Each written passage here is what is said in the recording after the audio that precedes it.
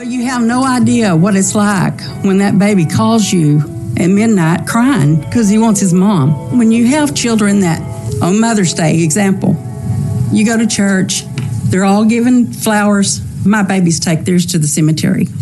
My mother was taken from us through a series of issues, both on the side of the company and the driver. It's unacceptable under any condition to be watching television while you're driving an 18-wheeler. My father, grandfather to 8 grandchildren, and a decorated Vietnam Green Beret veteran died from his injuries a week later. My mother suffered a torn aorta, a lacerated liver, a broken pelvis, broken ribs, all of them, broken vertebrae in her back, and a devastating brain injury. She is a ghost of herself. She is permanently disabled and effectively lobotomized. I've had about 3 surgeries. Possibly in the future we'll have to have more. I believe it all could have been avoided if the trucking company was doing what they were supposed to do as far as drug testing this driver. Had they tested him, he wouldn't have been on the road. My son's girlfriend, Cameron, she passed away at the scene. She was 15 years old.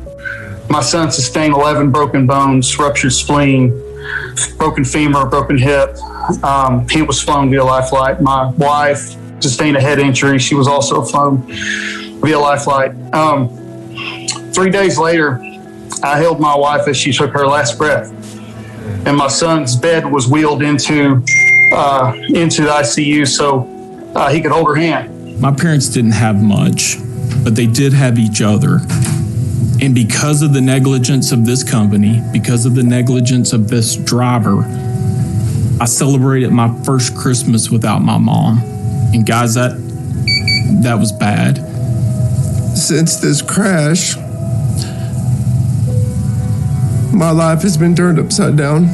Waking up in the hospital, Cody asked if he can come live with me so he won't be put in a group home.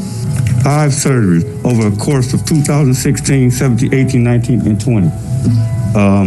A shoulder, left shoulder, 2 neck surgeries, 3-tier lower back fusion, and a right hip replacement due to a driver's negligence and a company negligence because they knew the brakes was bad on that truck. And they had a track history of about 4 years of not correcting the problem, fixing the problem, patching it up. And basically, it changed my life. I'm psychologically screwed up, sexually messed up, drove my wife into a heart attack, trying to take care of me. It's been rough. It's been real rough. I want to point out something that I haven't heard anybody say today. I think that these companies who are doing it poorly push the litigation. I tried multiple times to call the company and to call the insurance company. I tried multiple times. I am an attorney. I know enough to know there are deadlines. And I knew enough to know that I was getting the runaround. Nobody would call me back. Every time I did get somebody on the phone, they gave me another number. This is a parent company. This is and I finally had to call somebody. This committee is going to force me and the small trucking companies that try to do it the right way to make the ultimate Hobson's choice, to either cut corners and stay competitive and keep our prices low, or go out of business. That's what's going to happen.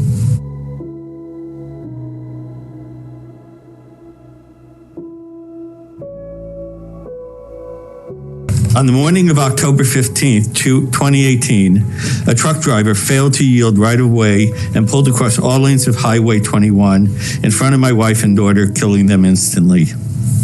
Being held accountable for one's actions or negligence is of vital importance to maintain a healthy and vibrant society.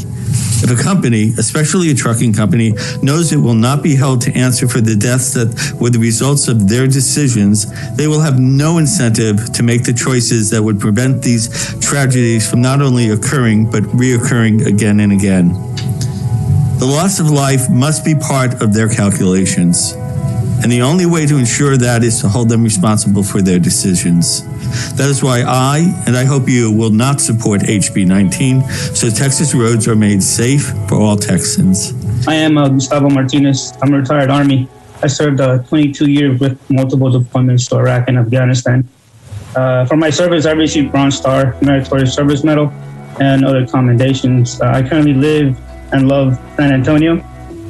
While traveling east on 10, just a few miles from Bernie, the 18-wheeler sideswiped my vehicle, pushed us off the road into the median, and dragged us at about 75 miles an hour. We were dragged for over 200 feet, stripping the cabling and the posts from the median. It was terrifying to be dragged by the 18-wheeler, and I did not know if we were going to roll over or be crushed under the semi.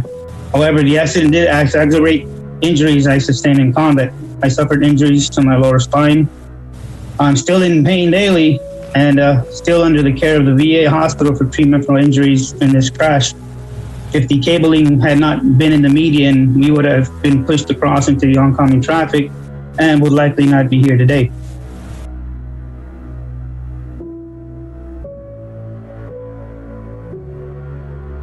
The company had promised the federal government that they would comply with safety training. The company failed to do that, to report to the federal government, which led to a bad decision as far as bad conduct on their part, which caused a wreck. My son, 2017, my son, my only child, ran into a truck that ran a red light in Rockville, Texas, and he's quadriplegic and blind. This laundry company robbed my mom of her life, my dad of his wife, us of our mother, our children of our grandmother. This truck driver was not paying attention. I'm a firm believer that if this bill had been in place when my accident occurred in August of 2016, that I would be in financial ruin right now. My wife and I were best friends. We fell in love when we were 13 and 14 years old. We were soulmates, confidants. We were married 44 years. It was the most devastating, catastrophic event of my life. She's a great mommy, homemaker. We had 3 children and 8 grandkids. We were crazy in love with each other until her death. Had House Bill 19 been in law, we would not have found out all the details of how rinky-dink the dadgum trucking company was. Back on April 3rd, 2018, on the way to work at United Airlines, driving on I-45, is when the crash happened. I was in coma in ICU for 2 months and 10 days. To this date, I have had 25 surgeries. The doctor assigned for me, for my care, told me that I died 3 times, but they brought me back. I was in a wreck with an 18-wheeler in 2017, and an 18-wheeler truck wrecked into my vehicle, hit my side window, my side door, shattered my window, and I actually swallowed glass shards, and it flung me into the concrete barrier, and I barely missed it. I've read and studied the bill, House Bill 19, regarding changes in liability assignments. In several cases, I'm very concerned that this bill may be dangerous for the motoring public and could make potential victims out of all users of the highways in the state of Texas. After losing my job, I lost my house. I lost many friends. I very nearly lost my marriage. I watched the look of admiration in my daughter's eyes fade when she saw her daddy broken by this accident. And finally, for a good long while, I also lost my faith. Many of those things that I lost, I can never get back, and I'm still trying to accept that fact. But as for the rest, we have the justice system. As a lawyer, I have believed in and relied on our justice system to correct past wrongs and find the truth. What I came to learn as a client, though, was just how rough the system can be. It is mean, and it is tough, and it chewed away at me as my entire life, my wife's life, and my children's lives were laid bare. Indeed, at times it seemed to just add insult to injury, but in the end, our justice system worked. I've had the opportunity to read over House Bill 19 and can tell you from my own experience that there is nothing in this bill that will improve the justice system, but would make matters worse. For an injured Texan, the justice system is already a difficult and slow-moving process. HB 19 will only slow things down further, hide the truth, and take away local power from judges and juries. As I read House Bill 19, in fact, the constituency in the best position to gain anything from this legislation are the defense lawyer like I was, who will see a boon in attorney billable hours. But as for the rest of your constituents, the Texans who are injured every day in commercial motor vehicle accidents, well, House Bill 19 just pours salt in an open wound. Thank you for your time.